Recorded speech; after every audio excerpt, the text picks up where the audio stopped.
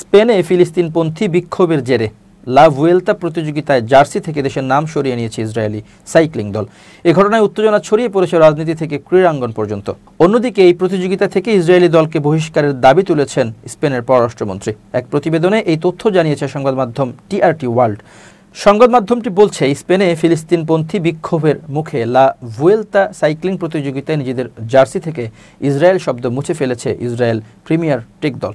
নিরাপত্তা ঝুঁকির কারণ দেখিয়ে দলটি জানিয়েছে পুরো প্রতিযোগিতার বাকি সময়ে আর জার্সিতে দেশের নাম থাকবে না। শনিবার সামাজিক যোগাযোগ মাধ্যমে দলটির পক্ষ থেকে জানানো হয়, প্রতিবাদকারীদের আচরণ বিপজ্জনক হয়ে ওঠায় আমাদের সাইক্লিস্ট ও পুরো প্যালোটনের নিরাপত্তা সবার আগে বিবেচনা করতেই এই সিদ্ধান্ত নেওয়া হয়েছে।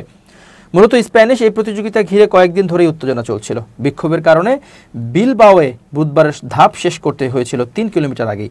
শুক্রবার আস্তুরিয়াসে সড়কে বসে থাকা বিক্ষোভকারীদের লাঠিচার্জ করে সরায় পুলিশ।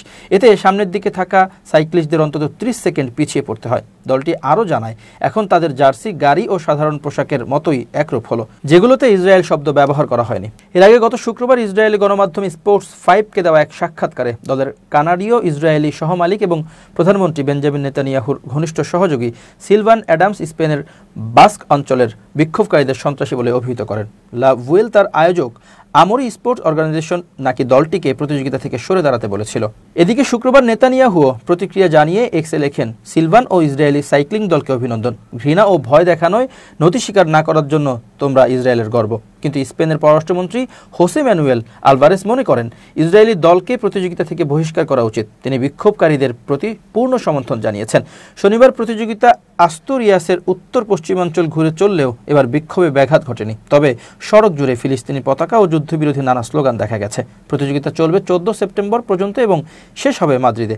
সেখানে অবশ্য ইতোমধ্যেই বড় আকারের ফিলিস্তিনপন্থী বিক্ষোভ অনুষ্ঠিত হয়েছে। ইসরায়েলি আগ্রাসনে গাজায় এখন পর্যন্ত প্রায় 64,400 ফিলিস্তিনি নিহত হয়েছেন। ইসরায়েলি অবরোধে দুর্ভিক্ষ আর মানবিক সংকটও গভীর হচ্ছে। এমন অবস্থায় ক্রীড়াঙ্গনে ইসরায়েলকে আন্তর্জাতিক প্রতিযোগিতায় অংশ নিতে দেওয়ার সমালোচনার ঝড় উঠেছে।